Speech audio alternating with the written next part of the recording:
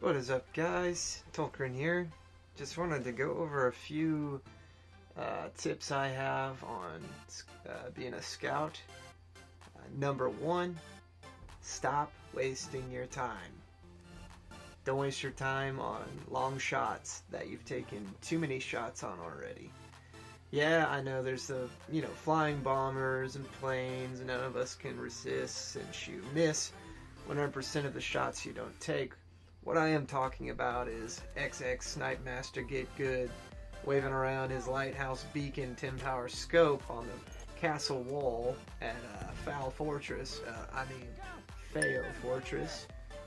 Yeah, he's annoying as crap staying on your wool cape of awesomeness, but if you aren't hitting him within a full clip of your ammo, I'd say it's time to move in closer or go somewhere else, or engage other targets that are closer to you.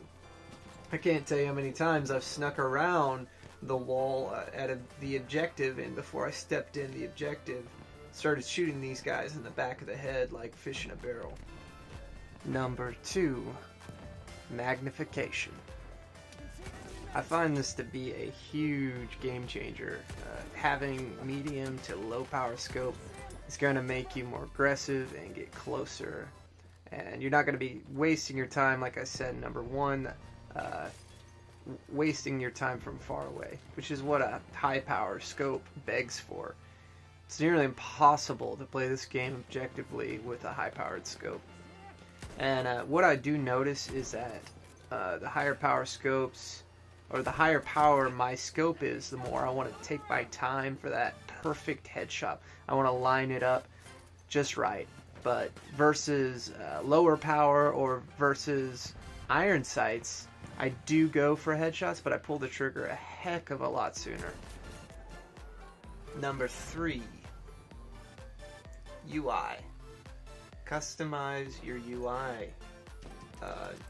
You can mess with your headshot color, which I suggest, even though as a scout, if you're hitting a headshot, it's still going to just show up red. I wish it would show up your custom color.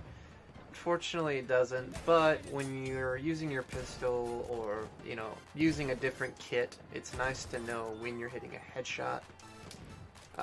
Another thing, guys, huge deal, game changing, is your minimap size. I highly recommend upping your minimap size. I have mine all the way up to 125. It can get absolutely ridiculous how big you can get this.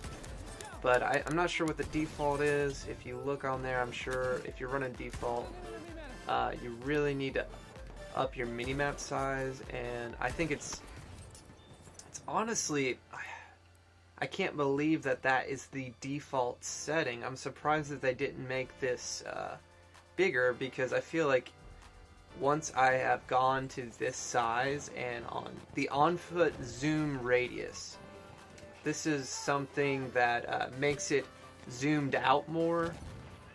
You need to play around with both of these settings right here until you get a good fit.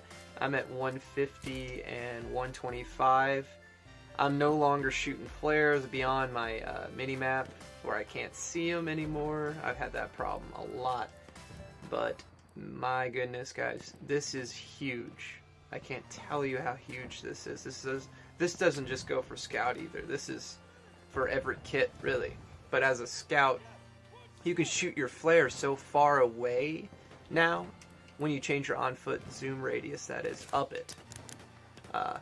You can shoot a flare far away and actually see the darn thing now, and be able to, I don't know, it just seems like there's so much more awareness of what's going on around you versus just having that small mini-map.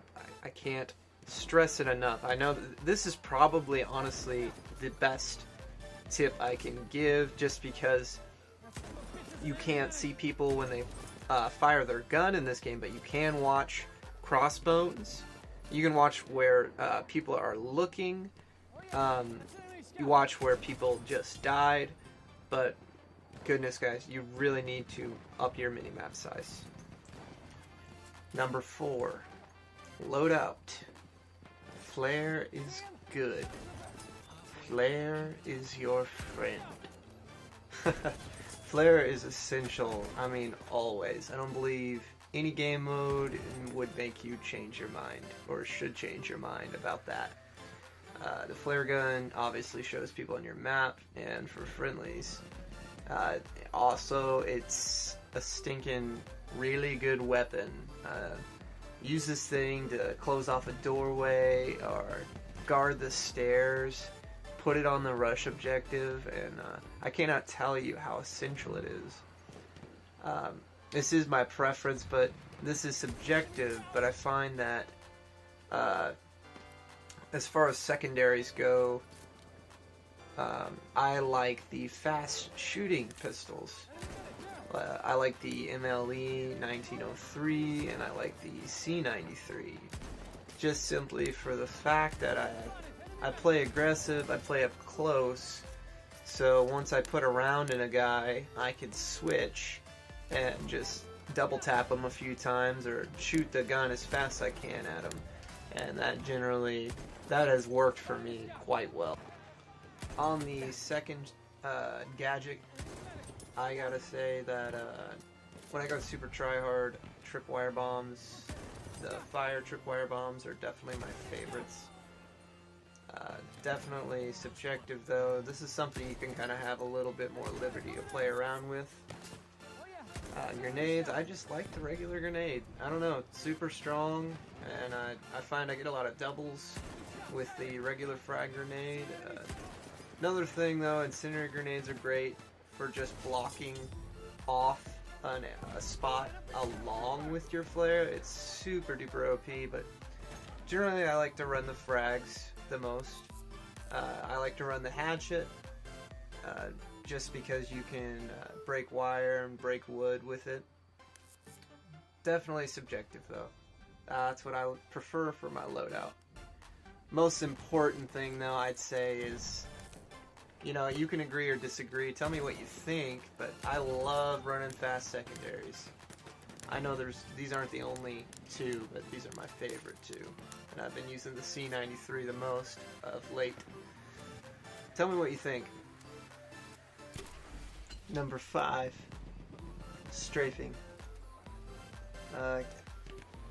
Can't tell you how many times I have killed so many snipers from standing still. Constant standing still, and I'm sure you've had the same exact thing. Then you get like that 1 out of 10 scout, like 1 out of 10 scouts. There's this one guy that will strafe, simply bobbing back and forth between shots. And when you're in a hot area, when you're in a area with a lot of enemies, I cannot suggest doing this more. You should only stand still when you're taking the shot.